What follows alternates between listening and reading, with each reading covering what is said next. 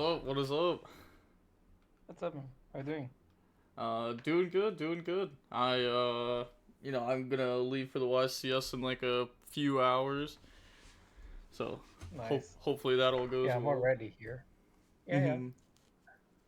I'm the hotel. Last time this worked, right? So let's see if this works again. Yeah, yeah. Well, hopefully one of us can win, but you already have enough wins. Maybe you slide this one to me. Yeah, yeah. Okay, I'll go ahead and I'll share my screen of my current list. So I've been changing the list a lot, to be honest. hmm I don't know exactly how I want to go with it. I feel like there's so many different changes that you can do, and I can't tell which one is like the most optimal. But this is the list that me and Hani came up with for like my deck for the tournament. Okay. Um, Uh, I okay. guess like So a few things to talk about. yeah. Before you like say anything, I've thought about hmm cutting Exceton Knight. For hmm like the other cards like Typhon, SP, Second Requiem. But I think like it's probably better just to be Exceton Knight to like force Imperm in those scenarios, or if the opponent's bad, then they just lose to it. Um, I've really thought about putting Chaos Hunter in the side deck, but the only bad thing about that is that it loses out to the Fiendsmith variant of Malice. Because I think even though Malice has outs to Chaos Hunter, I think like Chaos Hunter's probably still just better than Meows. Um, yeah, I guess I don't have like too much more to say. Oh, I'm playing Ogre. Like that's not normal, but I just want more hand traps. Okay. Then like Cowboy in the side is just because I feel much more comfortable having a time card going into a tournament. Just because like I feel like a time card always wins me like one match that otherwise probably wasn't winnable and would be a draw at best. Okay. So let's go one by one. Mm-hmm. So first about the extra deck. I like the extra deck. I really likely gonna play. I mean, I'm playing this deck too. Um, I'm really like playing the same extra deck. I've it's interesting because I also thought about cutting Excitonite was the only card that I feel like there is still a possibility to cut. But Mm-hmm. like thinking about the alternatives, I don't think it's worth it. Especially because I mean that I'm not that sure, but maybe there is an increasing malice, which I disagree if it happens. But it could be something people are too attached to a malice and don't give up since they have the deck since the Anaheim. Yeah. People tend, I mean, it's I actually think Malice is like a pretty good choice for this tournament. Well, I should say it's a pretty good choice if you want to like top the tournament, but I don't think it's a good choice if you're trying to win the tournament. I think it's weird because I mean there is a card that really hurts, which is the Meows, and you also have Lance and Fualos. So you have so many cards that are really popular. I would say that out of the competitive players, I would say that at least 90% are going to play at least three of them. You, for example, are playing all of them, Mm-hmm. um, which I feel like is fine. What I'm saying is that um, there's so many things, and I feel like regular Malice has such insane consistency problem that, in my eyes, the only possible Malice that could be even considered is Fiend Malice. Otherwise, you don't have enough cards to play Yu-Gi-Oh to begin with. Yeah. And and that version is really weak to meows, right? Because everything Yeah. got hit by meows. So, and I feel like it's a weird timing. I understand the upsides. Also, that plays a little bit into the Bishops, which was a card that you had an advantage to play against. I mean, not an advantage, but it was better before.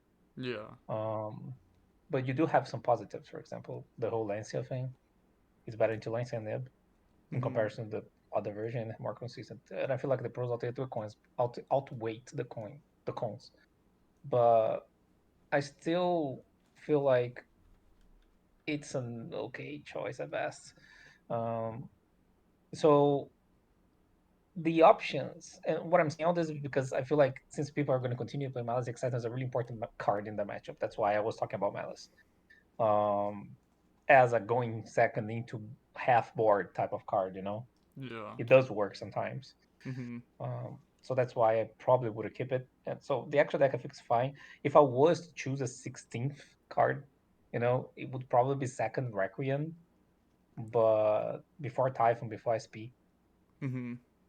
But I feel like the exciting is more important. And I feel like there's a direct comparison between the two. So that's Yeah. the first thing. About the main deck, one thing that I noticed that you did, which I agree, and I feel like you can even do more than that if you want. You're playing 44, right? Yeah. And I feel like it's completely fine to play more than that. I did some math, and if you consider all the Findsmith cards as the starters, which I feel like you should, okay? I feel like you win a lot of games that you open like Lurie three hand traps, Yeah. Those games are Yeah. completely winnable. So I do consider that this deck has 19 starters, right? As is. Mhm. And if you do the math, 19 in 44, let me do real quick. It's wait, 44, 19, 44. Opening one is like 95%. Okay, if I'm not mistaken, if you like did this correctly, it's 95, right? Mhm. If you add like 5 cards to your deck, let's say, just out of curiosity, okay? If you add 5 cards to your deck, all no engine, it goes to 92.5. Like you drop by 2.5, and that number, 92.5, is still really high. It's higher than Snake Eye was. And Yeah. we were playing Snake Eyes and calling Snake Eye consistent, right? And of course, Yeah. there's drawbacks to that, right? Like you see specific cards less often, which is true. Uh, the power level of your cards decrease a little bit, but you gain other things too. I feel like the easiest way to lose games going second is drawing too much engine. And this deck, going second, draws too much engine. I feel like that's how you lose usually, because engine alone doesn't beat anything anymore. I feel like it feels like it does sometimes, but I feel like against good players, it doesn't. Yeah. Like Yeah. I agree. I four or agree. five engine cards. So I do think it's definitely possible if you want, if you're open to it to play more cards. I'm probably gonna play between 45 to 50 cards, not gonna lie. That's the number that I'm aiming. Okay. Okay, if you're playing Um that many cards, like I'm not trying to like dig into your list too much or anything, but what else are you playing? Are you playing like more Talons, maybe like more Druis Worm? yeah, I play my Bichos. I mean, I can tell you. I mean, of course, you're gonna post this after the event, right? Yeah, You yeah, should yeah, post yeah, it, yeah, yeah, yeah. I won't Um, be sharing this with anyone. yeah, but I'm gonna play more Bichos. I have some opinions about some cards that you're playing. I will get there, but yeah, I'm playing the Bichos. I'm probably mainly Metatronus. That's a really likely thing that I'm probably gonna do. I Mhm. really like Metatronus. Right now, I feel like it pairs really well with a lot of hand traps because you force your opponent into detonator, and then the cleanest main deckable out to detonator with um what's the name? Eclipse, right? Yeah.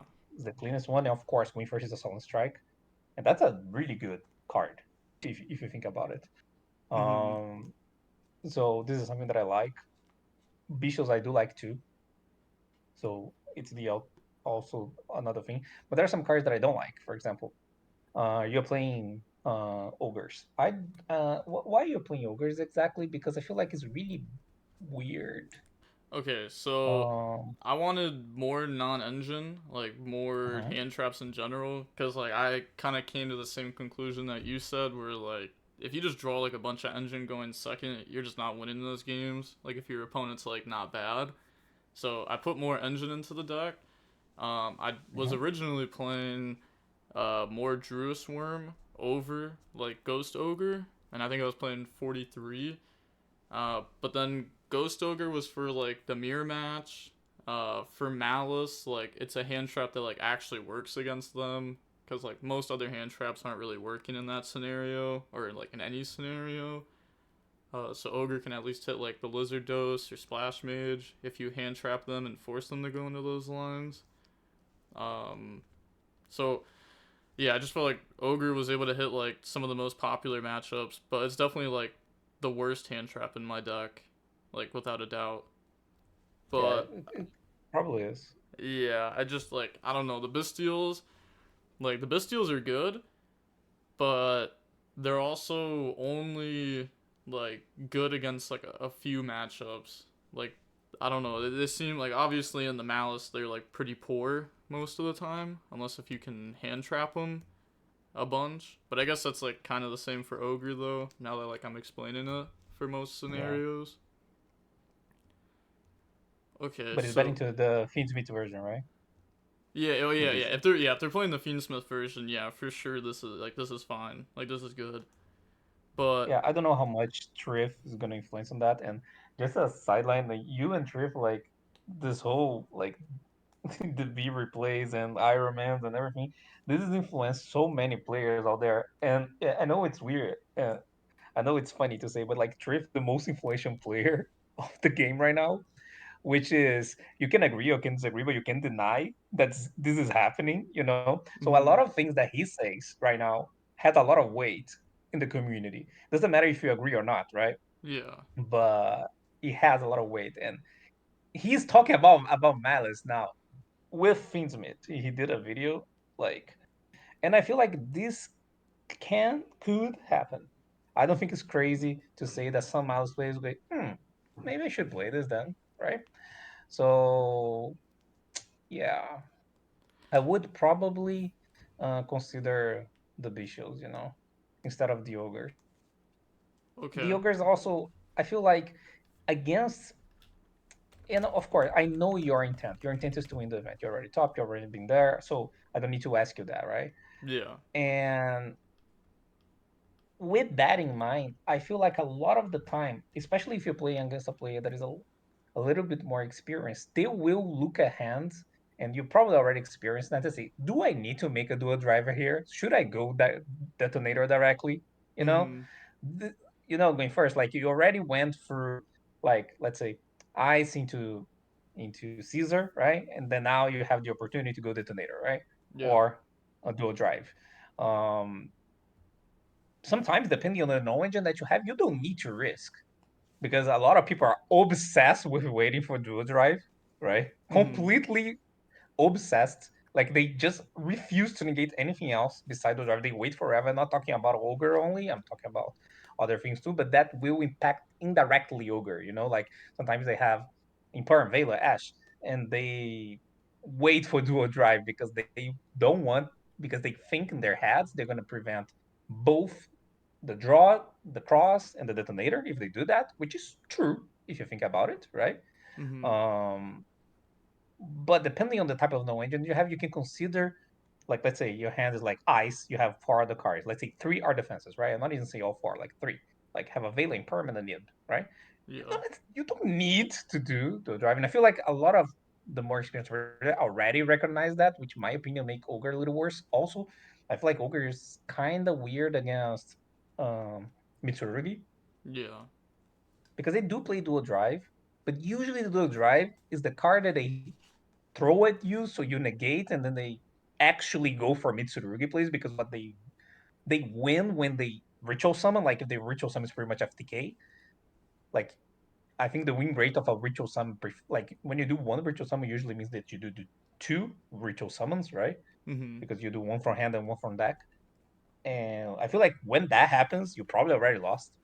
So I don't know how much dual drive would be better. Not dual drive, but ogre would be really good. Not that bishops are that better in that situation, by the way, but I mean sometimes they do differently, right? Sometimes they go King of the Fair Realms and try to reborn it, and then you can bisho. Yeah. Also, better sixth cards. It's a better sixth card, better in grind than ogre. So Mhm. I feel like it's a better card overall. Yeah. Yeah. So that's Um. something that I would consider. So you think so I was also main decking Metaltronus like a few days ago, and Who was done that? like I was main decking the You Metaltronus. were. Uh-huh. Yeah, I was playing it, and do you think it's like 100% worth it? Because I felt like I really wanted to see hand traps over like breaker type cards like that.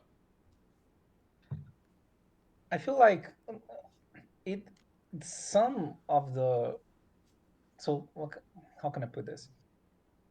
Yes, if you think about going second, probably, but depends on the hand trap because I feel like the quality of some hand traps drops a lot post side game, not post side, going second game one, because of course there are really good hand traps that you can side, but main deck, I feel like there is as much as you can do. For example, I don't like ogre very much, for example, as a main deckable thing, Mm-hmm.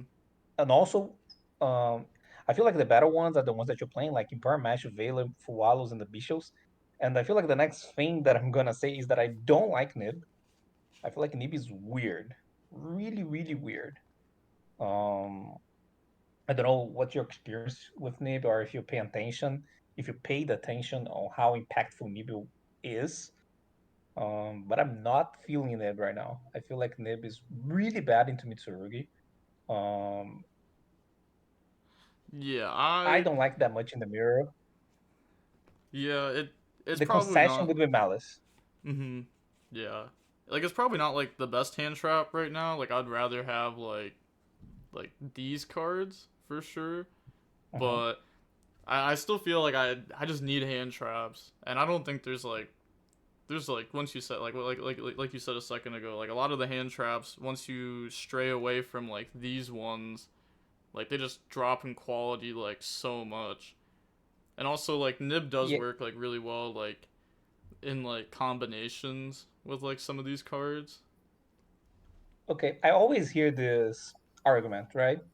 Does it like every time I do like this, when I talk about this Niv scenario, one of the arguments that they gave is the same one that you did, right? It combines well. Does it like let's say your opponent summons an ice, you have impermanent, right? Mm-hmm. Right? You have impermanent. So I'm assuming you're not gonna use imperm because you have alongside Nib. So you say, okay, I'm gonna hold this card, right? Yeah. Right?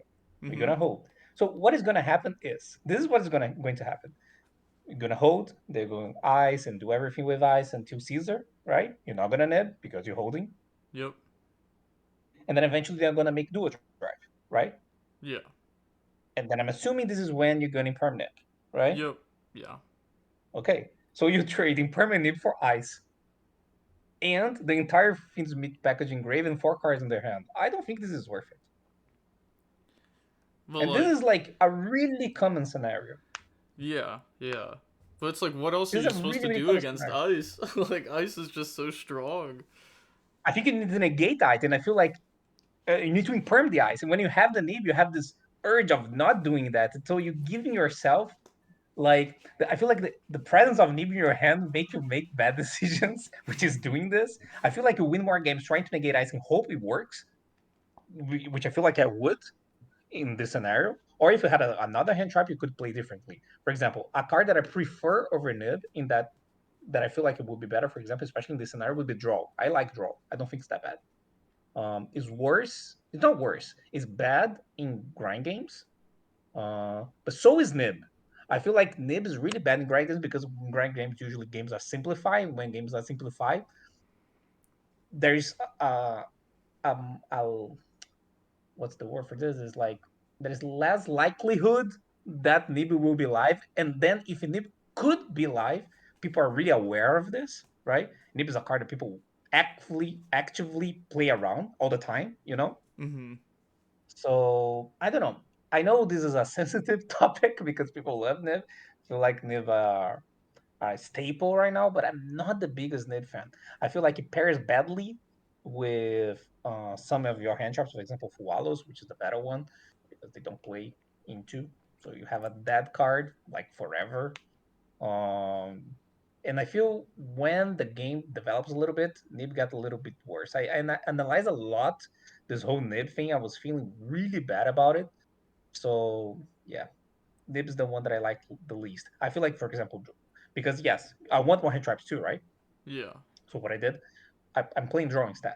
I'm most likely playing draw. I feel like there is one thing that Nib can do. It can win some games. I know it's not all of them, but it can win some games, which is something that Nib cannot do. It's impossible.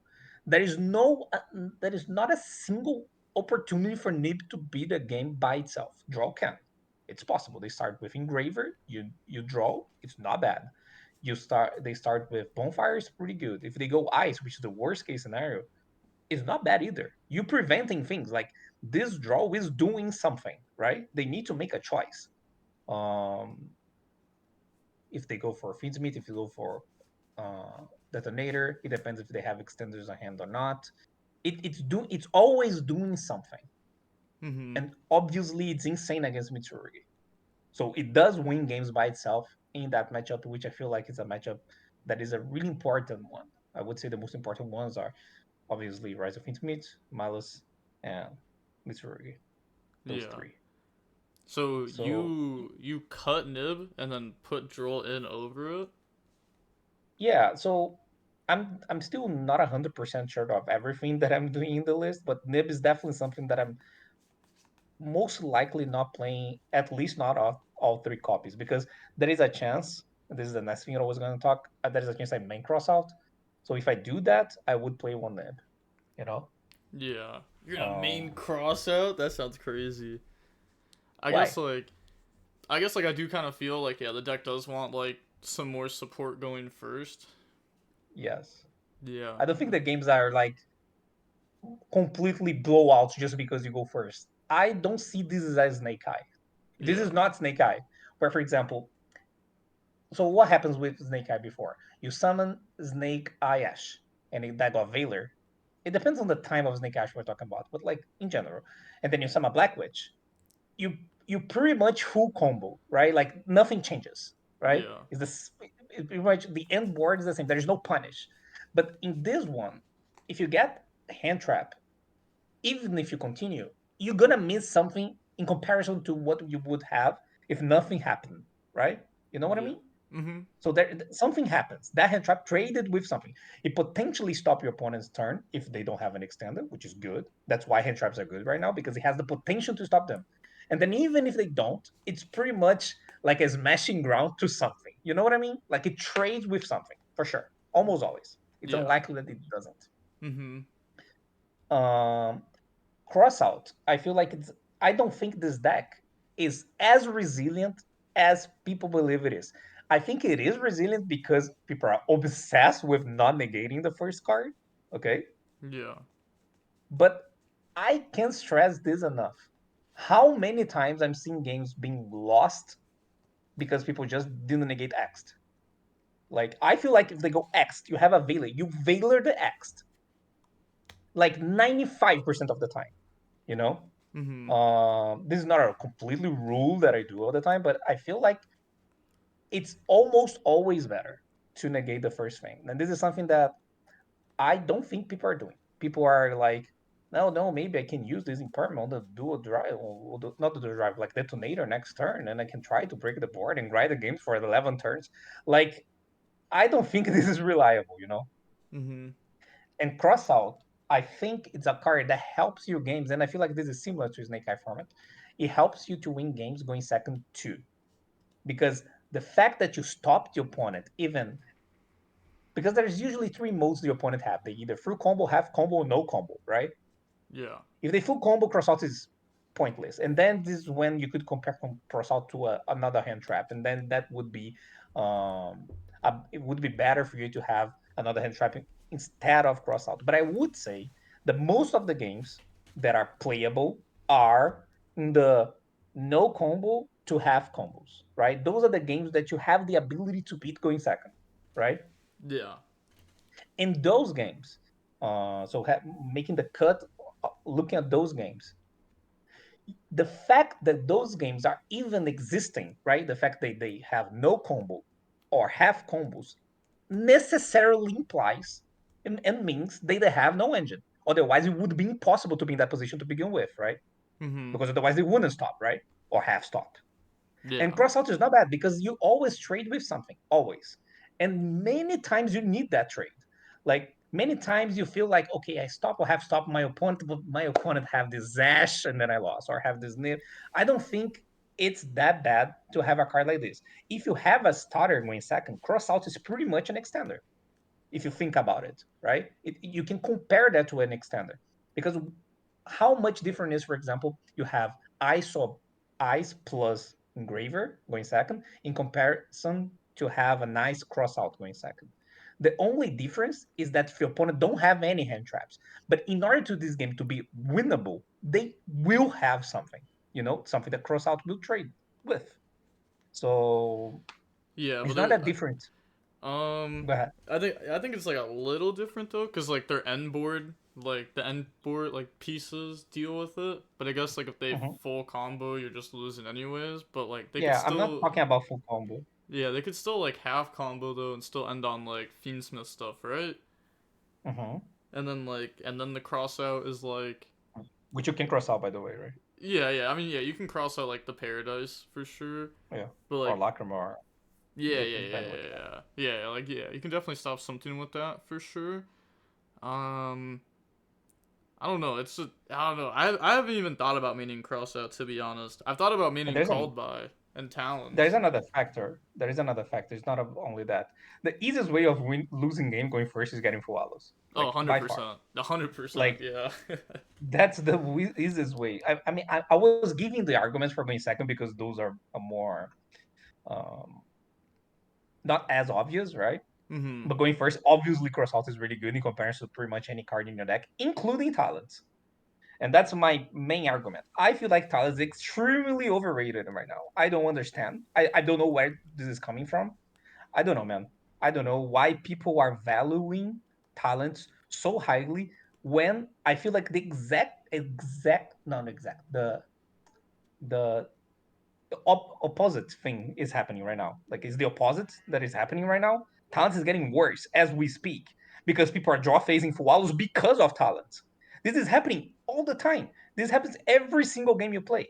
I watch a lot of your DB replays, and I would say like 70 to 80% of the time people for wallows draw phase because people are so afraid of talents.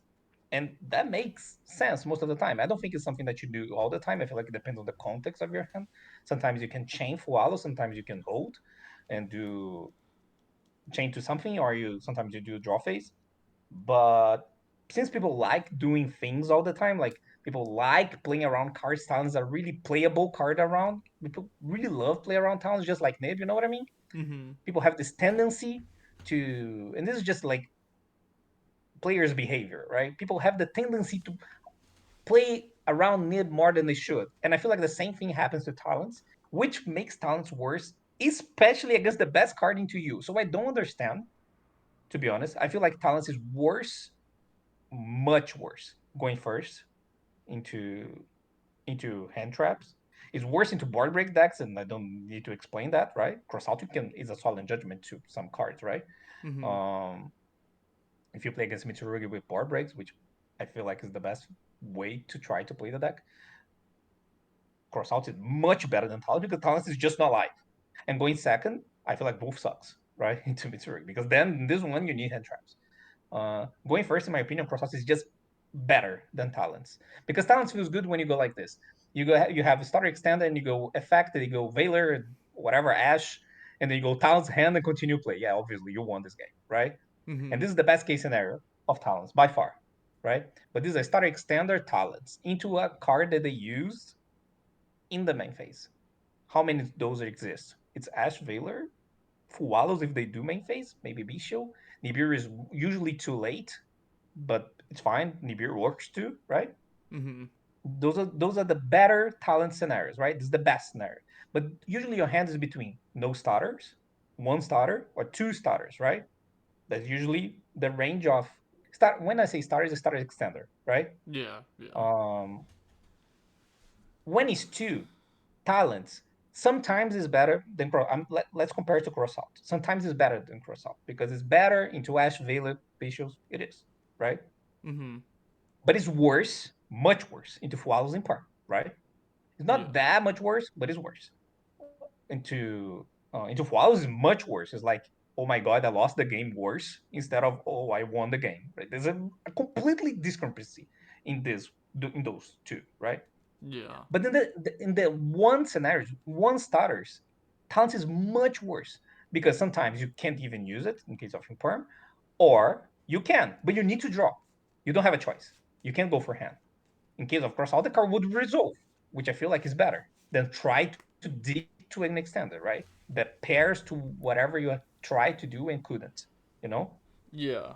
And even in the brick scenarios is also better, right? Because Crossout is a defensive card going first when you bricked, because it is possible to win games while bricking. I'm not putting a lot of focus on this one. And then in the scenarios where talents are good, insane, right? I try to play my opponent Veiler, talent's hand, and continue with Engraver, shit like that, right? That's the insane scenario, right? Mhm. I feel like Crossout would also win this game. That's my argument. I'm not saying that Crossout would lose. What would happen in that situation? I go, let's say Ice. I go Ice, they Veiler. I probably don't even cross out. I just continue playing with Engraver, whatever. They have a second hand trap. I have a cross out, right? That's Mhm. what talents would do, right? Yeah. And if they don't second hand trap me, I full combo with cross out as a defensive card. I think I win this game too.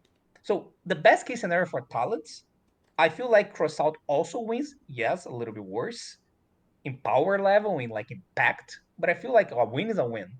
So, and the other scenarios, cross out is better. So especially for Wallows, I feel like the Wallows is a big one. Okay, Mhm. so yeah, I feel like it's possible to main cross out. This is something that I'm considering doing. Um, So if you yes, so the deck has I a lot of cards because of that. so I know that you Yeah, talked like yeah. I know that you talked bad on talents, but if you were to main deck cross out, would you main deck also one, yeah, okay. main deck one. I Um don't think talent is awful. Okay, I'm just making the comparison with cross out, and yeah. it's worse in my opinion. But the card is not awful. It has his moments, and Mhm. I would main one with cross out because it would be good into like the board breaks that you can play. For example, if you have a cross out set that you didn't have to use, you can play your interactions monster wise first because you're not afraid of getting talents and punished. Because that's usually what happens, right? When you go first, you try to use your imperm, your cross before, right? Yeah. And so you play a little bit around town. It's not completely. It's not trying to go super out of your way to not get talent, but just to delay the talents a little bit, right? Mhm. And crossout would cover that, so you could like go with your more efficient, depending on the situation, like detonator, kill things, and then there's no talents punished because of crossout with Yeah. talents in deck. You know, Yeah. So if yeah. you main So this deck is like something that cross out, called by the one talents, Metaltronus, would you side deck more going first cards? And what would you even like side deck at that point? Just like more copies of yeah, talents or like maybe something crazy like skill drain? yeah. So there's some considerations, and I didn't decide that completely. I feel like there's three main options. One is talent, the other talents. Um, the other one is skill drain. No skill drain, sorry. Solemn strike. Mhm. Another one is more experimental that I will think more about, which is mistaken arrest. I feel like mistaken arrest is really good right now. Yeah. Mhm. And I feel like you can try to make your follow up not being bad into your own mistaken arrest, but it's the most impactful one out of those. So Yeah. it's probably some of those, you know. Yeah. I've But yeah, I've tried or mistaken you can do arrest. nothing, or you can do nothing. Um, Mhm. just don't have a going first card. Yeah. Ideally, I feel like you should have at least two, because you need to take out two follows when you go first. Yeah. I tried the mistaken arrest in this deck, but I really didn't like it. I also Yep. misread it at the beginning, because I thought it was just like until the end of the next turn, but it's until the end of your next turn, which is like it was so Uh-huh. dumb because I was just like, oh, I could just activate this and then pass, and then like I won't be under it my next No, it turn. works for you too. Yeah. So because I was playing this card in Malice side deck a lot, it was like it was really good for me. So then I tried playing it in this Uh-huh. deck, and it didn't feel very great. Like it was a good card against them, but it also hurt me a decent amount. It felt like so. Yeah. I feel like the safest choice was probably strike. That's the Mhm. safest one.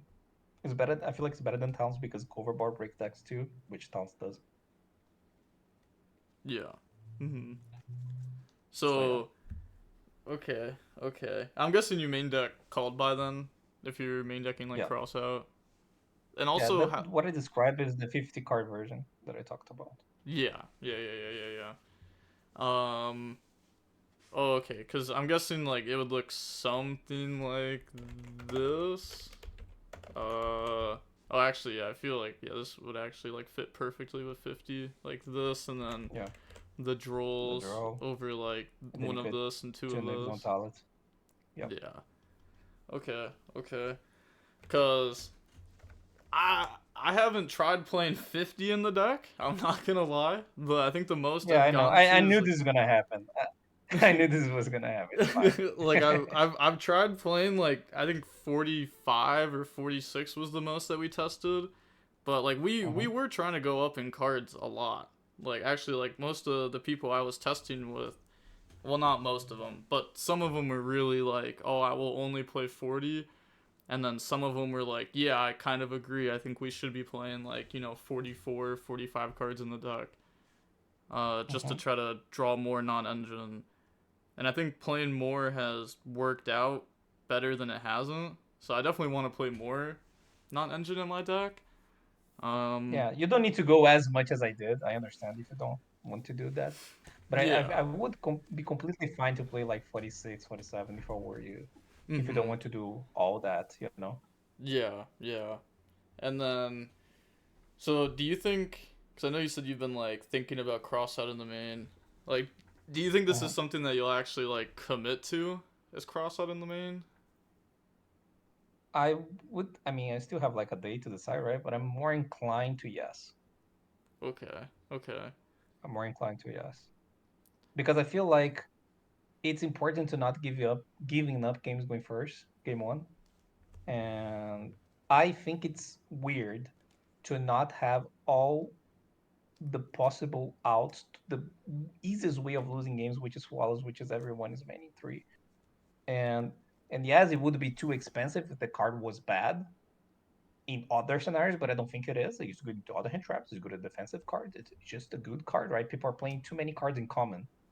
Mhm. So I rarely have this card that it can happen, but I would say way more often than not, the card is just live, like good live. Yeah. Also, how do you feel about like either main decking or side decking like the third tract? Because if you're playing I like think it's maybe fine. this many cards, then maybe you want to have like more like Fiendsmith, like more ways to get in the Fiendsmith. It's okay. I think it's okay. I think it's a possibility.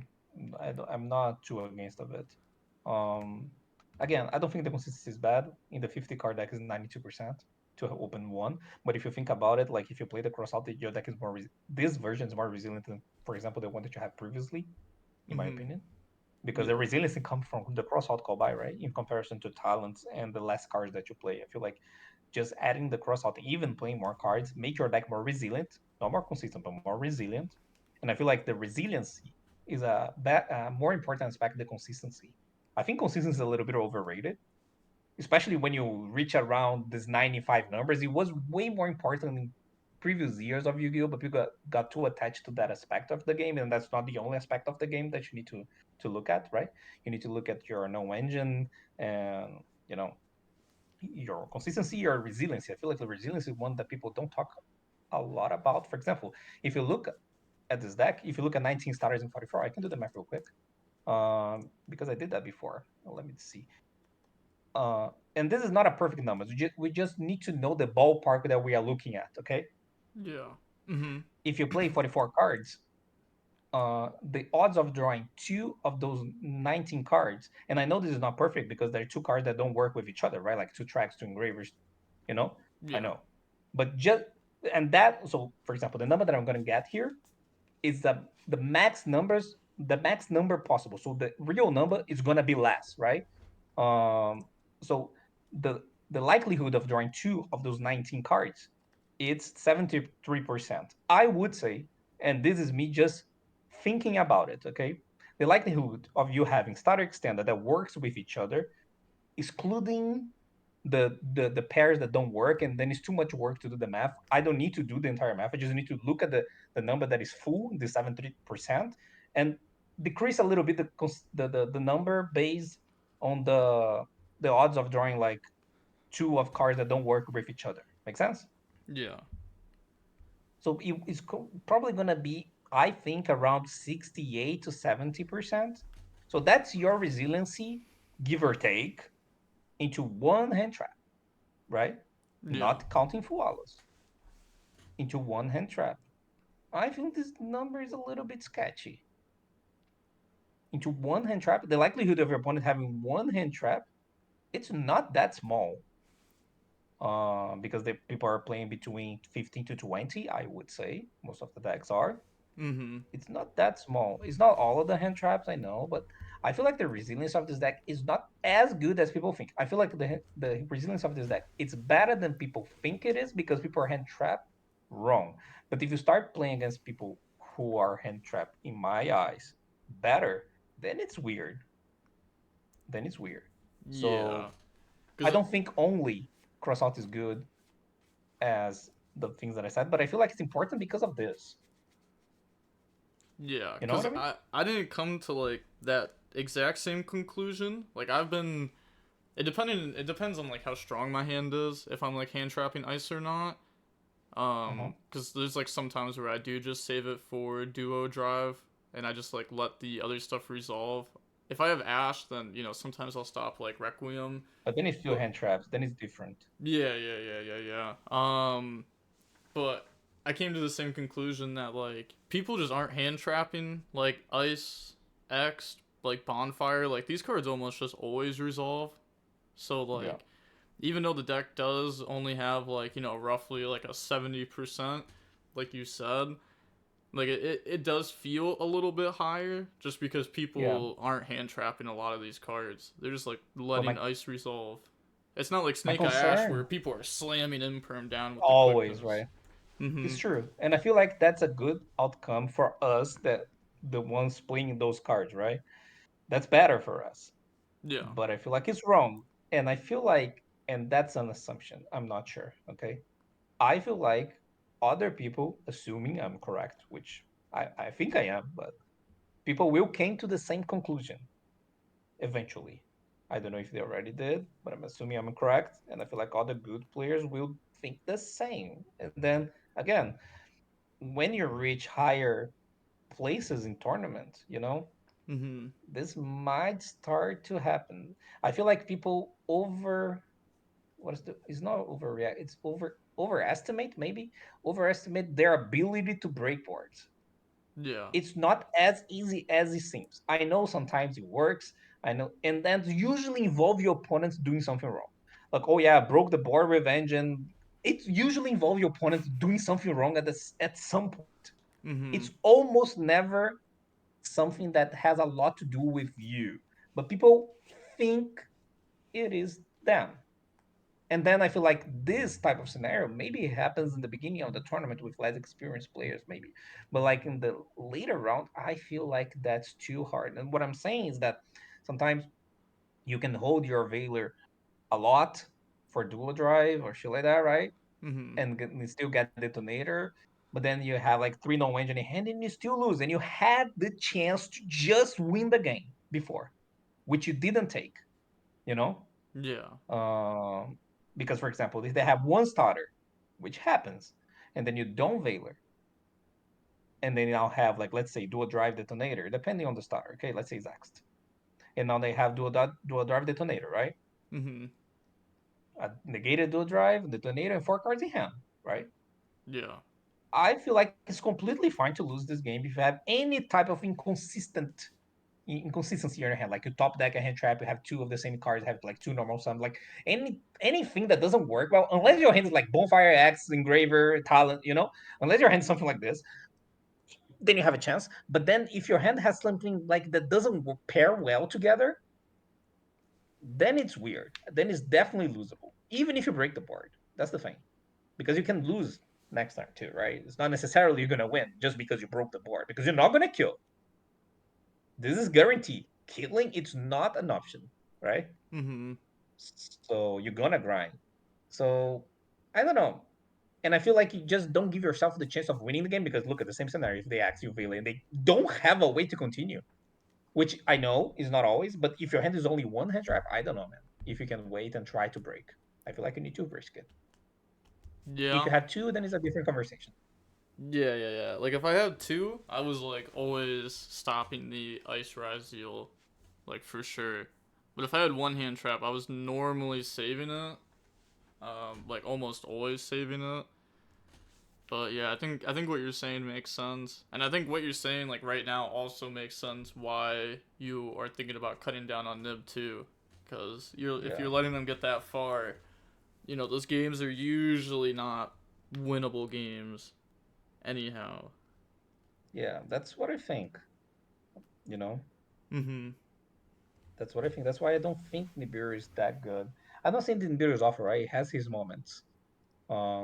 But and this is like out of the experience in playing a lot.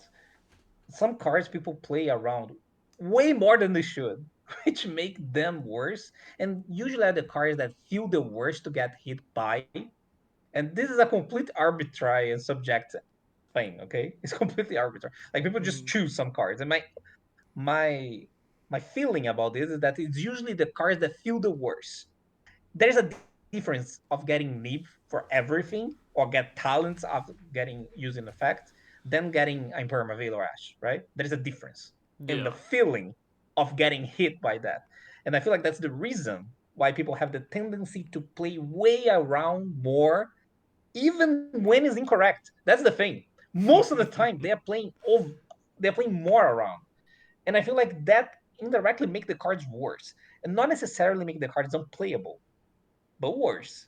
And then if the cards are not broken, because sometimes it's worth it anyway, okay?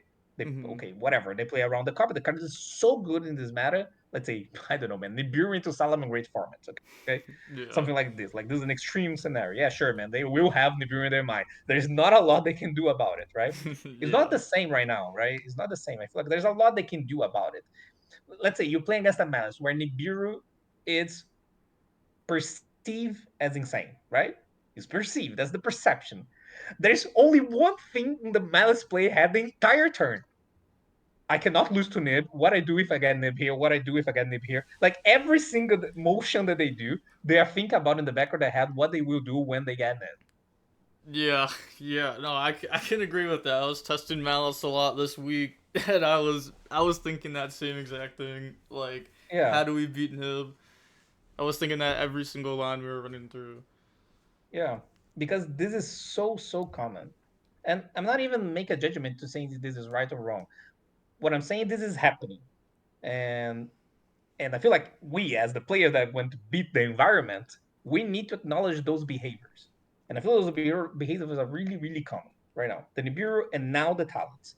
And they are palpable. You can see that, right? For example, the whole Fualos draw phase thing, or the whole like people sometimes going first, they're so afraid of getting talent stake, right? They have a board and they use like detonator or whatever, they or hand trapping hand, they will could get a talent stake, right? And sometimes those talent stakes are pretty good, right? Mm-hmm.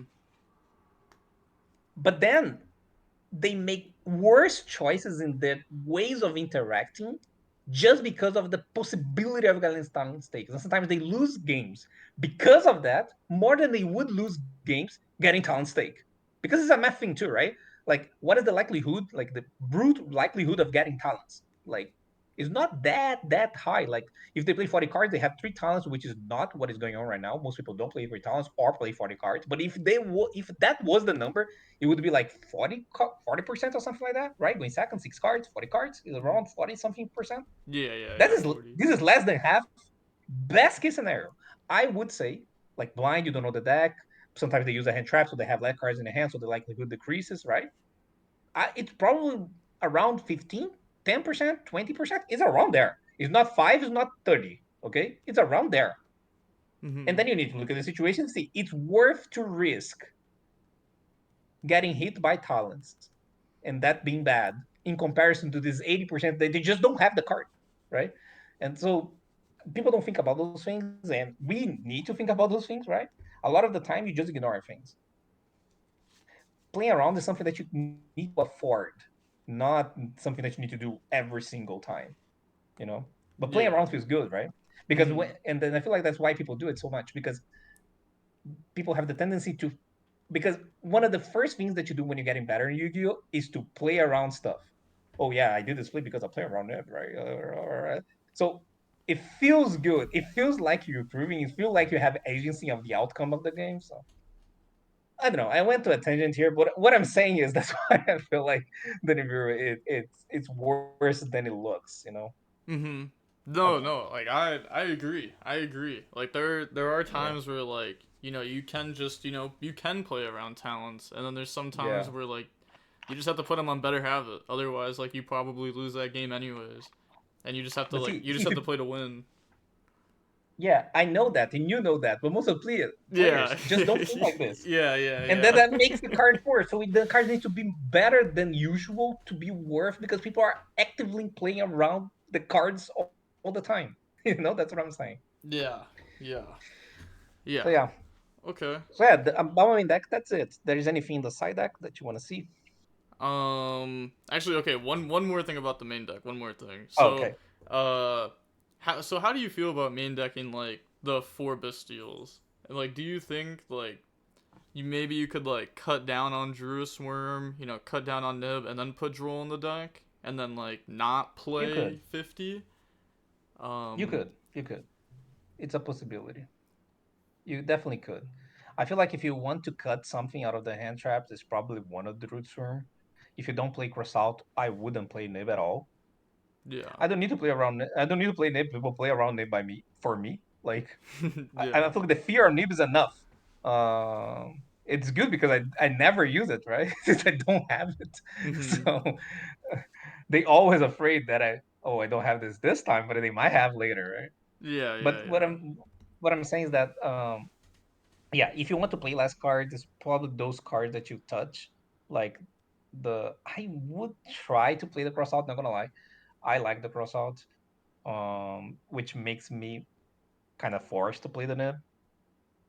Yeah. But yeah, it would be the B show, I think. Okay. Okay.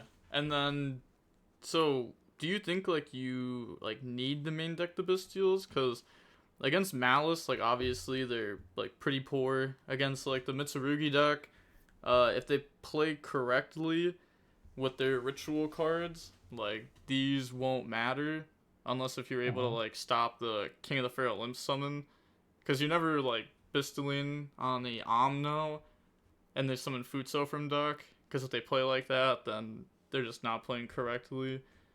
Well, I mean, it can come up. It can come up. But if they do that, they're not playing it correctly. And then obviously in the mirror match, the Bastiles are crazy. Like in the mirror match, these cards are broken.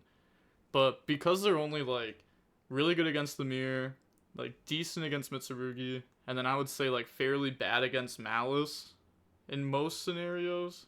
Do you think it really is worth main decking a lot of these, or do you think it's one of those instances where like you could say the same thing about like Snake Eye format with certain cards, but once you get the top cut, you're mainly going to be playing against mirror matches. Yeah, that's what I was thinking. This is a concession. This is me saying, okay, I'm valuing Rise of Intimate more than I'm valuing the other decks. That's pretty much it. Like a decision like that. I don't think you can completely cut them. I feel like you need to play at least Magnamut and Ad Room, especially if you play Cross Out and Metaltronos, because those come up as targets for both. Mm-hmm. Okay. So if you're playing those, I feel like you need to play at least two. Okay. At least one of each. Okay. But since I have the feeling, and this is a feeling, okay, this is not a perfect science, that let's say, let's say we have 1,500 players, okay, in the tournament. Yeah. And being like direct, how many have the potential to win the event? Like 100. Let's say Mm-hmm. 100. Okay, let's say 100. That they have a chance. Usually, the winner of the event it's inside that 100. Like in the let's say the top cut. Out of the 32 players that will be in the top cut, probably 20 something will be around those 100 players that you think in your head. Okay, Mm-hmm. out of those players, and my meta call is for them, and I feel like it's the same for you, right? Because your goal is the same as me, right? Winning, because your goal is not just stopping, right? Yeah. 100%. So, and I feel like out of that 100 players, I feel like it's extremely likely that 60%, even more, is going to be playing Rise of Kings.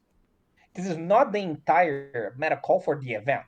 The meta call of the event, Rise of Kings is probably going to be the most popular deck, but around like 30%, 35%. That's usually how it goes with a really popular deck, right? Sometimes it's 20 something. If you look historically, that's usually how it goes, right? Even Snake Eye format, the format was never the entirety of the tournament, 50% plus Snake Eyes. But you went to the top cut. For example, the YCS that we play in the top eight. Mm-hmm. I played in the entire tournament 11 Snake Eye mirrors. My Yeah. my my top cut was 5 mirrors. You know, Yeah. um, I'm not saying this is gonna be the same right now, but it's usually how it goes. For example, I feel like if you enter top cut, I'm not even doing just top cut. Let's say last 3 rounds of Swiss and top cut, because those are pretty much like elimination rounds most of the time, right? Depending of your record. So let's use like 5 rounds of top cut plus 2, 3 rounds of Swiss that might be elimination rounds for you, right? So Yeah. let's say 8 rounds. I would say it's extremely likely to play like 5 mirrors minimum, and Mm-hmm. those are the most important games for you, right? Because it's the intention to win. So that's why I decided to take a risk. Obviously, I know it's easier for me to do this because I have the buys, right? For me, it's easier, Yeah. right? I have the buys. I play 2 less rounds, so there is less likelihood that I play against random stuff. Completely true. But usually, this is what people say when I talk like this, right? But even if I wasn't with the buys, I would do the same. It would be a little bit worse, a little bit more risky, but I would do the same Yeah. Yeah. anyway. Because I mean, Oh yeah, at the end of the day, like we're pretty much you building can, the deck for top cut. yeah. And then if you don't get there, it's unfortunate, but it depends on the goal, and it's fine to have different goals. I know it's not your case, but for everyone who is listening, right? It's fine Mm-hmm. to build the deck to try to top the event. It's completely fine. Today too, even like people have different um goals, right, for the Yeah. events, which is fine. Mm-hmm. But in our case, it's different, and then we need to play riskier decks, and this would be a risk, like Metal Tronos main deck, cross out for mirror. Like this is a really risk approach that I'm doing here, but that's the idea. Yeah. Okay. Yeah. You know? Oh, okay. I guess like okay. So yeah, that's it about the main deck then. Yeah, I think you explained the main deck and then the extra deck well. So Hmm. about the side deck. Uh, like I assume. Like, are you? I'm assuming you're playing these 9 cards, or are you trying to do Yeah, something yeah. different? Okay. Okay. Okay. No, I am. So I feel like Lancia, it's decent still. It's a little bit worse than before, but I feel like it's fine. Meow's is completely insane against Malice. And I feel like that alone should be a reason to not play Malice, not gonna lie. Mm-hmm. Because Fualos plus Meows plus Lancia and sometimes Nib, and even sometimes like Taylor and Perm, right? They're not bad. That's too much. Too much thing. Like too many things that you can't do anything about it. Like they are all lingering, right? Like all of them. Yeah. Um it's too much. I like Um. the Perulia. I Mm-hmm. think Perulia it's fine, especially because I am respecting Mitsurugi. The whole Trifa agenda really caught up, I think. So it is a real deck. I would say it's probably not more popular than Malice, but I feel like it's more well represented. Remember the 100 players? I would say there's gonna be more Mitsurugi Raizo than Malice in those. Not in the tournament, but in those. Yeah. Okay? Mm-hmm. So new shiny thing. There is also this aspect. People like to play with new cards. There is a lot of content online for that. So there's a lot of you can look at, right? And the deck is Mm-hmm. good. And I like Peruli against that deck. I'm saying all this because I like Peruli against that deck because I feel like to win against this deck, they cannot perform a ritual summon. Okay, Yeah. they cannot do that, and you need to play the cards that prevent that. Perula obviously doesn't prevent that, but it is dropped early enough to help you to find the card who does. Ash, Veiler, Perm, and the other card that you're not playing that I like is Bell. I like Bell. I feel like Bell is good into Mitsurugi. So do you? I'm guessing you side deck the bell then. Yeah, Okay. I Okay. like the Bell because Um. Bell. it is dropped early enough in impactful cards that matter. You can do on prayers always, unless I'm missing the ruling. But I ask a lot of people when they said it works. Like you can always bell the prayers, doesn't matter what happens. Doesn't matter if they're trying to search, you can bell. Yeah, I'm fairly certain. I guess I'll reread over it right now because I haven't been playing Bell. Yeah. You can always You can, Bell it. right? Yeah, you You can. can know. So that's good. That's a good outcome. Having a card that negates a card that searches one of the pieces of the ritual summon matters. Um, and also negates Nadir, which is another insane card, which is usually half of a ritual summon. I mean, sometimes it can be the entire ritual summon, right? But most of Mhm. the time, because they draw two cards that they can potentially find. But yeah, so it negates those, and you have other spots too, right? You have um, King of the Fair Rims coming back, right? Sometimes you can hit the Eclipse, you can hit, and that's worse, but it could matter, which is the main guy coming back from grave. You can bell that. It's not bad. Mhm. It's usually already a worse scenario because it means they already ritual summon, but it's Yeah. not awful. It's not awful. It's usually decent in situation where they hard drew the ritual summon. It happens. It's unfortunate, but it happens. They don't need to search the pieces. Like they try to search the pieces, you hand trap them, and they already had them. That's the worst case scenario. And the Yeah. bell can happen. Those scenarios a decent six card too. Usually prevents the Raigeki. And many times I noticed that they put a lot of the eggs in the this saying exists in English. They put all the eggs in the basket of the Raigeki. You know Mhm. what I mean? Like Yeah. they put everything to resolving the Raigeki. They wait, and then they touch the Raigeki 3 level 4 or shit like that. And then if you have a bell they're not expecting, it's crazy. Mhm. Bichos helps a little bit in that scenario too. Um, and also, and I feel like there's a good upside. It helps more against Malice, right? Yeah. And since I don't think you need many cards for the mirror match, because obviously, if you look at the way that I'm building the deck is extremely built for the mirror match. You don't need to side that much, so I can do shit like having Lancia Bell and Meows for Malice, for example, Yeah. Mhm. which definitely helps against Malice, right? It's as good as it can go, right? Like you can get much better than this hand trap wise. So, let's say like you were playing against the mirror match. Would you side out something like cross out for Perulia? Like I know some people Uh, don't like Perulia in the mirror. Would you side in Perulia in the mirror? I would. Um, but the thing is, and I know you disagree with that because I already saw you talking about that in your No. video. Actually, I agree with it now. I agree with it now. I Oh, you change your disagree. mind? I did change my mind. Yeah. Okay, you know what we're gonna talk about? I don't know exactly what you're gonna talk about, but Okay, I what do you did think you're change my gonna talk mind. about? Okay, about what?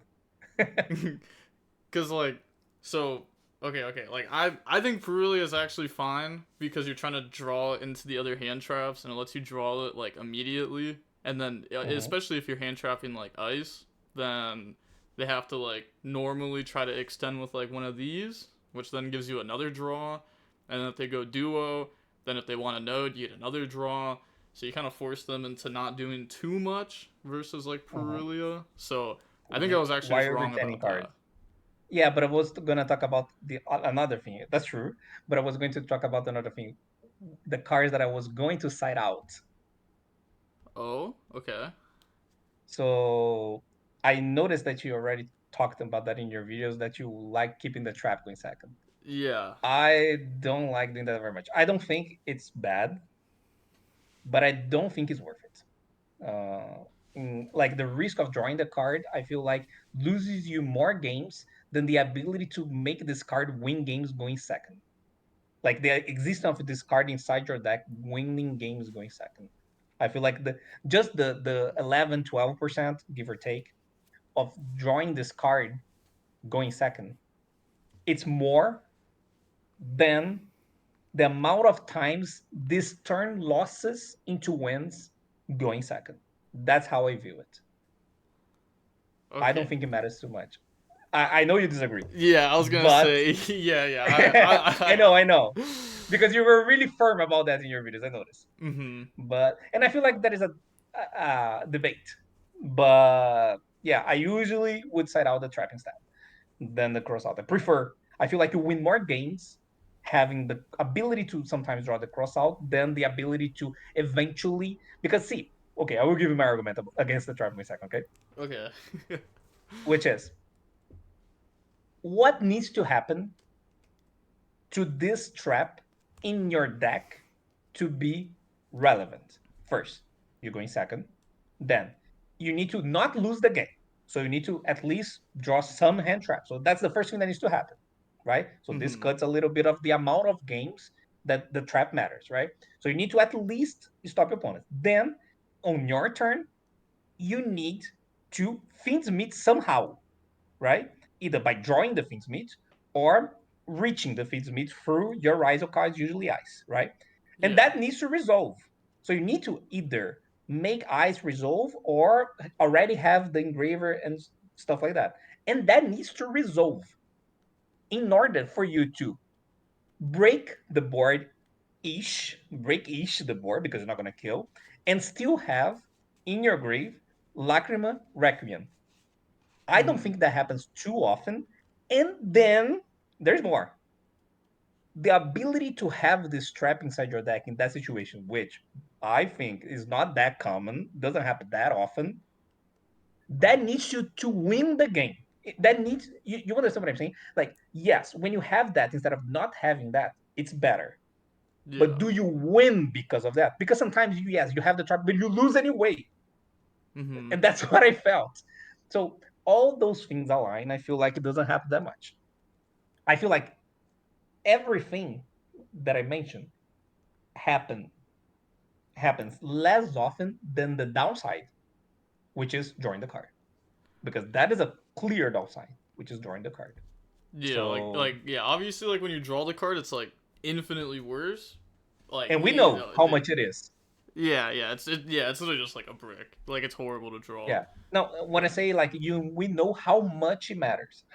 How many times it's gonna matter? It's around depends on how many cards you play, obviously, Mhm. but it's if it was 40 cards, it would be 15% of the time, right?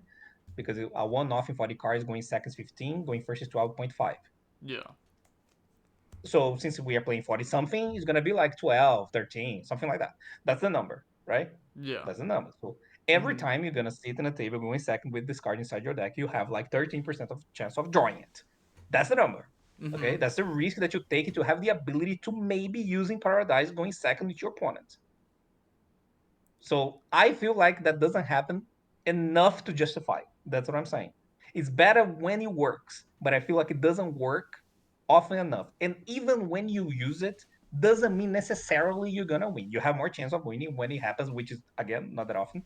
But I don't think it's worth it. That's what I'm saying. But if you want to keep the trap, if you want to keep the trap, it's okay. It's okay. We need to side out something else. It's probably on the cross out, guys.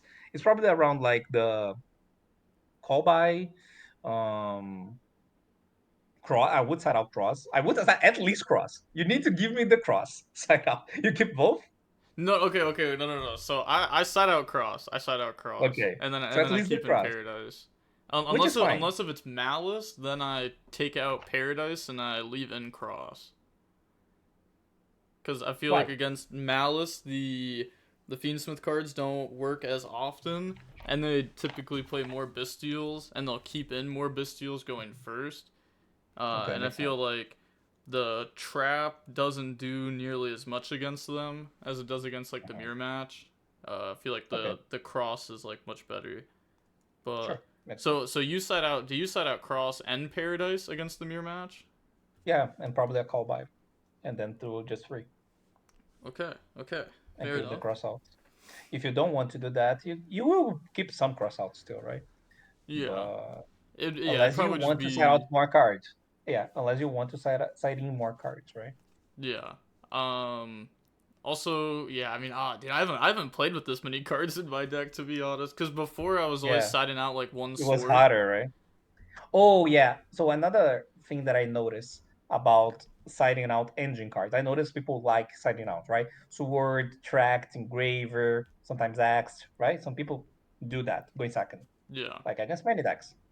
Mhm. I was doing something like this at the beginning, but I feel like another um, outcome of talents being really popular is the games that counts sometimes wins are games like this.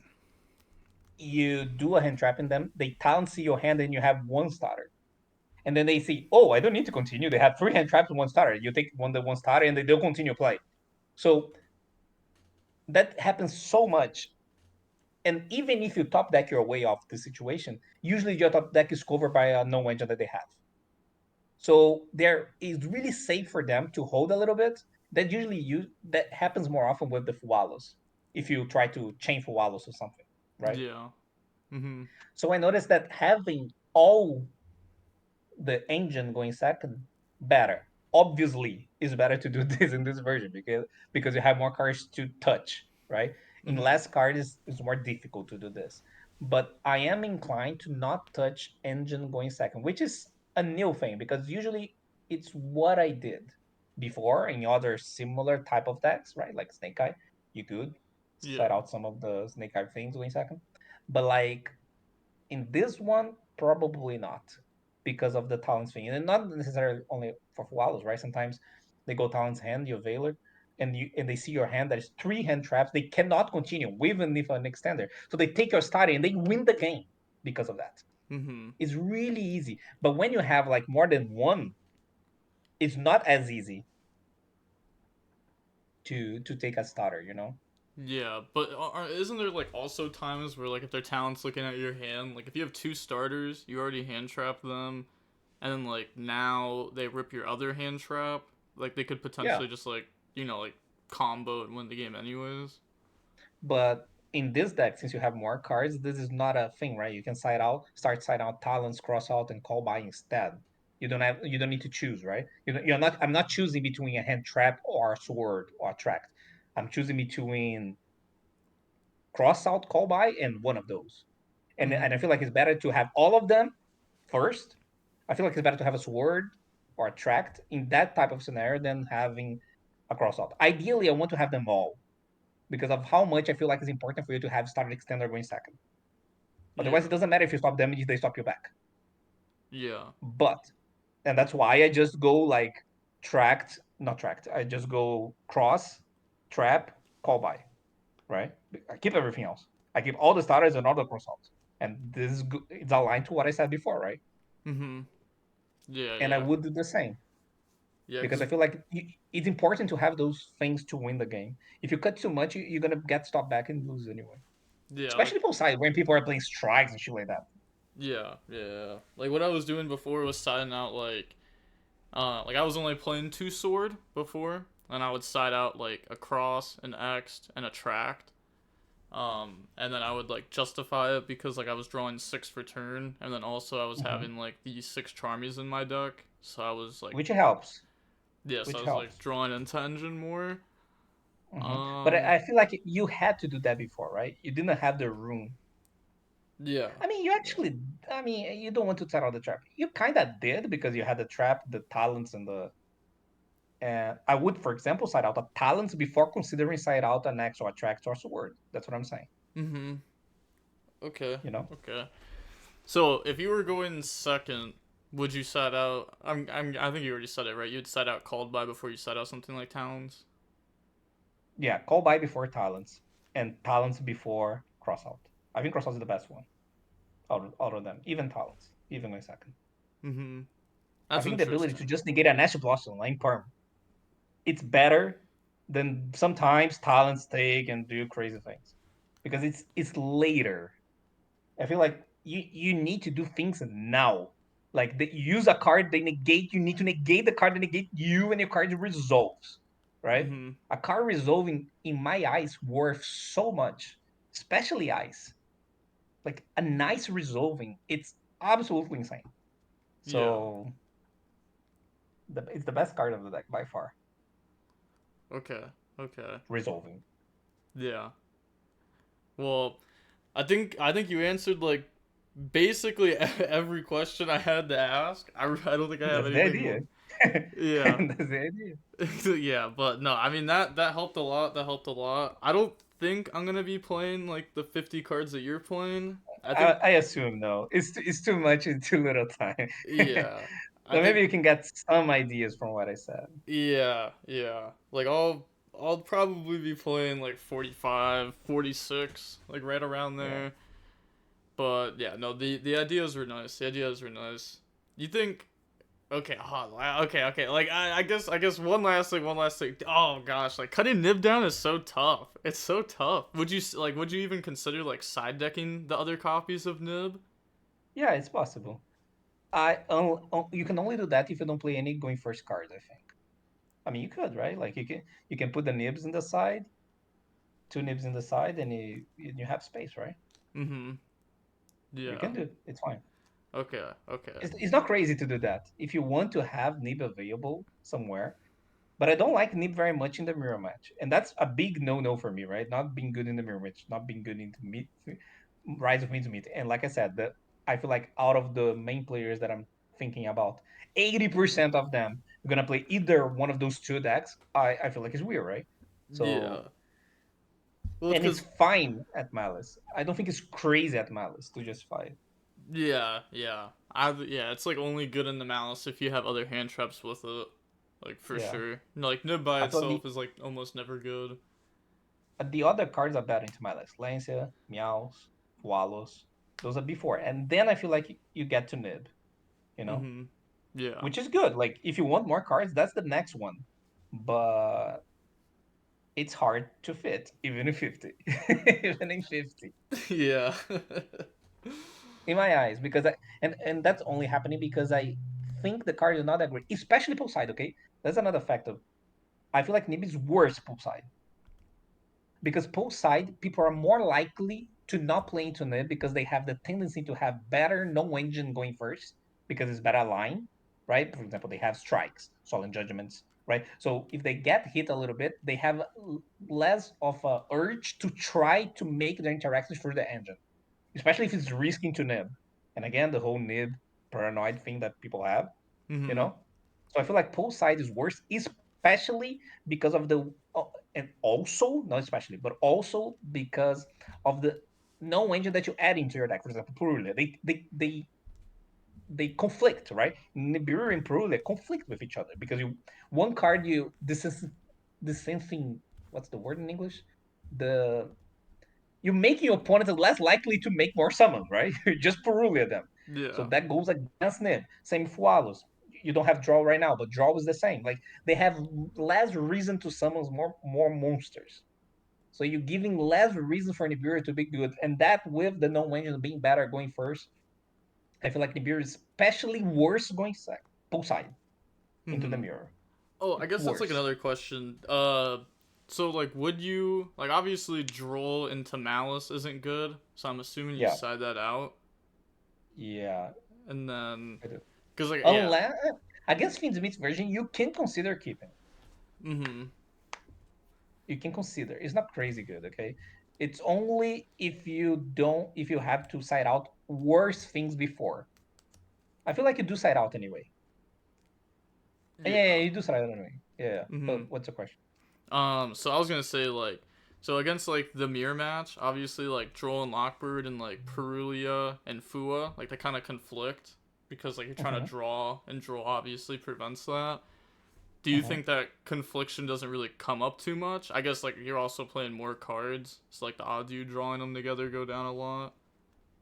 I don't think it's a big problem because Peru is always draw phase, so you have the ability to decide if you want to. I mean, because Peru is gonna draw a card, so he was an upstart goblin. If you want, you can draw after that. It's fine, Mm-hmm. right? Yeah. I mean, you just super a goblin, then you draw a card. Like it depends on the context of the situation, depends on the cards in your hand, it depends if you need to draw more cards because maybe you don't have enough engine. You need to decide based on the context, right?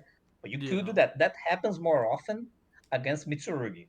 This is the matchup where sometimes you draw one card with Rula, you could potentially draw more, but you happen to have draw as well, but then you draw yourself and then okay. Mm-hmm. Um, but in the mirror match, sometimes you don't, sometimes you do. since a lot of the time I am using, not every time, but a lot of the time I am using falls on draw phase, they kind of don't conflict, right? Um, the only conflict that I can see is that if you draw off them, it's not ideal, but I feel like it's a risk that I'm willing to take Yeah. because there will be times that I will have in draw with no Muchamis, right? And Mhm. then draw is a solid card because the starters of this deck usually they have four starters, right? Like not starters, but like first actions, right? Is usually the main ones, right? That they prioritize doing before other ones. It's Engraver, Ice, Bonfire, Axed, right? Those Mhm. four. Usually, Axe is only done if you don't have any of those three, right? Yeah. In the mirror, right? And and there are arguments to start with Ice and sometimes with Engraver. I would say most of the people start with Ice, if they have Ice Engraver, right? Yeah. Against Engraver, draw is really good. So is against Bonfire. So against half of them, it's pretty good, right? Draw. It's pretty good. I would say there is not a lot of better cards in that position into those two cards, right? Yeah. Into Ice is not that bad because that prevented almost always, I mean, always prevented the draw of the cross and the cross itself, but many times prevented the Detonator too because they need to have another extender in their hand, right? They Yeah. need to have hard Drew Axe or Sword or like another Eyes and discard a card to make Detonator too. But then it's more costly, right? But draw at least prevent follow up. That's the worst case scenario of draw is preventing follow up, and the best case scenario is preventing interactions. And I would say something between is usually how it happens. It prevents follow up and something, not everything, but something. And that's Yeah. usually what hand traps do right now. Besides when you hand trap ice in the past, but most of the time it is as much as you can get from a hand trap now. So Mhm. that I feel like outweighs the ability, not ability, but the conflict of having Perulia or Fualos alongside it. That's what I think. I Okay. think it's worth it. Okay. I think Now. it's worth. At the end of the day, it's worth Okay. One final question. My bad. My bad. Okay. If you have like it. It's okay. sword plus engraver, like do Mhm. you start with normal summon sword or do you start with engraver? My first instinct is engraver. Why would you start with sword? Cause I found that like if you start with sword, like everyone is super inclined to hand trap this. Like whether it's That's Veiler, true. Ash, Imperm, like they almost always want to That's stop super the true. sword. Okay. And what's the? And then you can make dual drive after, right? That's what you're saying. Yeah. Okay. Okay. What's the downside of doing engraver first? Let's think. I That mean, they will hold the Veiler Imperm or do for the duo. but you will have a Caesar and a trapping grave, right? Yeah. It's it's not that bad, but there is an upside, a downside of starting. Okay, I see. It is better if they hold and they use on the dual drive, right? Mm-hmm. Okay, but what if? And that's better. You're right, but it's worse into bishops, right? Yeah. Because if you go wise, they do hand trap, and you go engraver, you actually lose, right? Yeah. Like If it. they have a bishop two, Like I wouldn't say like you lose, right? Cause like you search I mean you X. do, right? No, no, they negate, right? Yeah, if they have like the Veiler Bestial, like Bish yeah. Vela bishop, yeah. Yeah, yeah. Because if the other scenario was Vela, what I'm saying is your scenario that you described it's better if it's only one negate, right? Mm-hmm. It is better, but I don't think it's that much better. It is better because one of the scenarios it means I won't have Caesar in that one. It's also worse into Vela Nib, right? Mm-hmm. Because I won't have Caesar, right? Yeah. Because I need to use the Lacrima to make a rank 4. That's what you're saying, right? Because Yeah. of summoning, yeah. It seems like it's worse to combinations of hand traps. It's better if it's a single hand trap, right? If I'm getting this right. Yeah. But I don't think it's that much better to justify being worse into two hand traps. Because it seems to be worse into Vela Nib and Vela Bishop, right? That we can agree. Yeah. 100%. but it's better into Valor or Impelon. Yep. But it's that much better to justify risking the other two scenarios? I don't think so. Because one of them, what happens? The one that I go Sword to Valor, and then I go Engraver into Lacrima um into Dual Drive. And then what I have in the end? I will have probably a rank 4, so Detonator, a naked Dual Drive that I probably sent for something. It's one rank 4 or two? It's one rank 4, right? It's Uh, only Detonator. like assuming that the duo drive like resolves. Yeah, yeah. Yeah, if the duo drive resolves, then yeah, it'll just be one. Yeah, cause Yeah, you just no. And one follow up in hand, right? Can you even draw with the spell? I don't think so, right?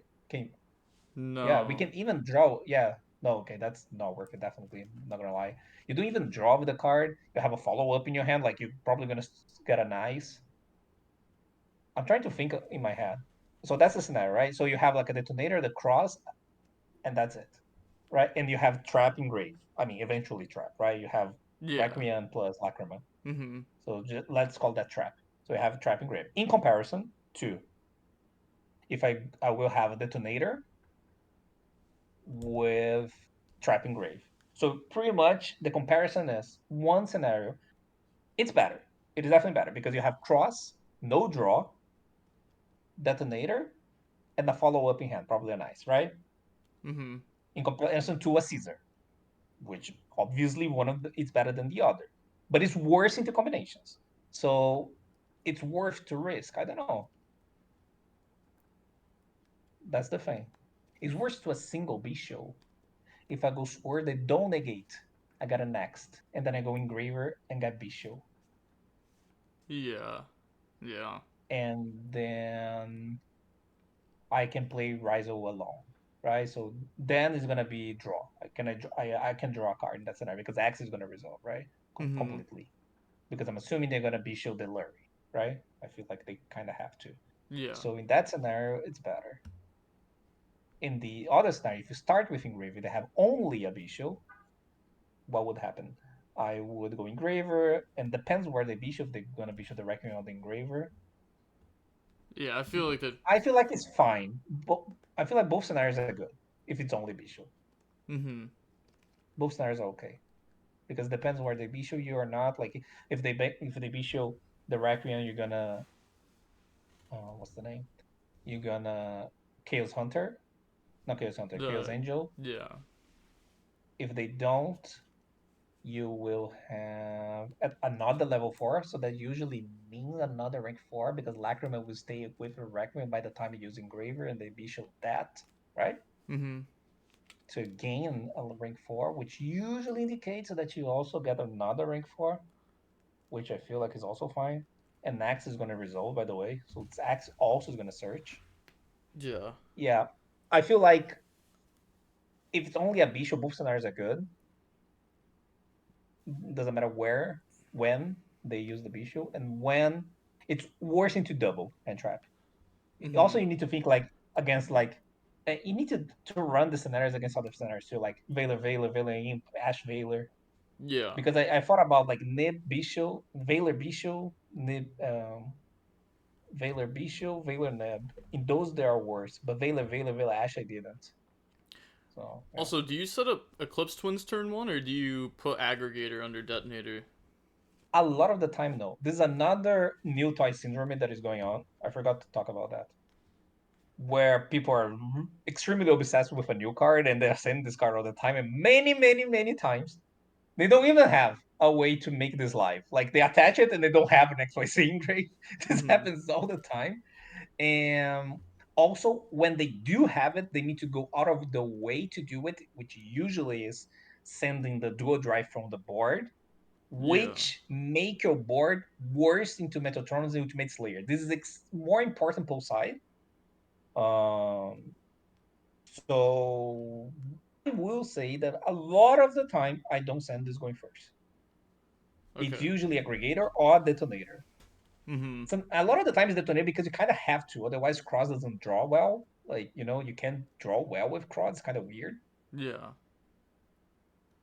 But it happens sometimes. It's usually when you get hand trap and shit like this happens. It's usually when they like you send Exciton to grave to like you link summon Exciton, Exciton's in grave and something happened to that, and then Exciton stays in grave, Mm-hmm. and then now you will have a easy rank 4 in grave, and then you can do it. Yeah, But it's funny because people treat Eclipse. This is another thing. Treat People treat Eclipse as the go-to way to end on your detonator because it's good into bot breaks, right? It's true. It is good. It's good into Eclipse, into Anchor, into sometimes Talon Stake, right? When it's alone, when it's combined with when you have other cards, it's not that better, not that much better.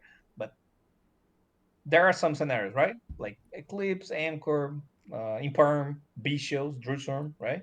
yeah, But some of those cards are not even being played anymore. yeah, Like, so the fact that Eclipse exists make those cards worse, and people are not playing that many of those, and then Eclipse seems a little less necessary, especially if you need to give up on something else. I'm not saying cut Eclipse. That's not what I'm saying. I'm just saying it's not as impactful in this deck than it seems. yeah. Going first, turn one in the grind is crazy, crazy insane, like levels of insane that we didn't have before, right? Sometimes you just X and you reborn at rank 4. We didn't have that before. Yeah, yeah. So no, I don't summon this as often as other people. I feel like they do. I do a Okay. little less, I would say. Mm-hmm. Yeah, It's usually detonator or aggregator. yeah. Okay, okay. That's fair. Well, all right. That is officially the last question I had to ask you. It's okay, no worries. I like doing those. But okay. Do you wanna do any shout outs to like your socials or anything before we go? Yeah, I do. I have a Metafy, so if you're interested in coaching, I love doing those. As you can see, I talked a lot, and it's always a pleasure to be here. I have Metafy, so you can enter the Metafy thing, and find me there. I like doing a lot of technical play too. We did deck building today, but I love doing technical play. I feel like the most important part in the game is technical play by far. It's Mm-hmm. more important than deck building. Um, so I like doing those too. I am streaming on Twitch in English 2 times a week. So if you want to see me playing or analyzing replays, I like doing those too. I do on Twitch. If you can't see on Twitch, you can see on my YouTube. I have on my YouTube too. The best parts of the stream I have there in English. So I do in English too. Some people think I just do in Portuguese, but I do in English as well. So yeah, All right, all right. Yeah, I'll link all that down below at the top of the description so you can go ahead and check out all of his stuff. And thank you. all right, hopefully one of us wins the event. Hopefully one of Yeah, us it wins the worked event. last time. It worked Worked last last time. time. Hopefully it works again. Yeah, let's see. But all right, I'll see you, bro. See you, man. Bye bye. Yep, stay safe. Okay, okay. That was good. I like that. Besides the fact that I didn't press save. Besides that, that was nice. Now I gotta like re-look at the deck again after I rebuild it, reconstruct it. But there was definitely some interesting things in there. Like main crossout, like that's that. I don't even know if I have enough time to consider this. I have like a couple hours before I have to leave for Orlando, and like now I have to think about crossout, and I still have to record videos. So now I gotta like double think while recording, while thinking. I gotta hit a double think. It's like putting the chocolate milk into the. It's like putting the chocolate milk powder into the chocolate milk. You get more chocolate per chocolate milk. But okay, there's definitely things to think about. I think some of the things definitely made sense. I think I'll definitely be taking some things that he said and putting it into my deck building. Um, yeah. Okay. I really respect Paulo's decisions in deck building, to be honest. I think that a lot of the things he says makes infinite sense to me, and I think it works very well. And it's worked very well for me in testing.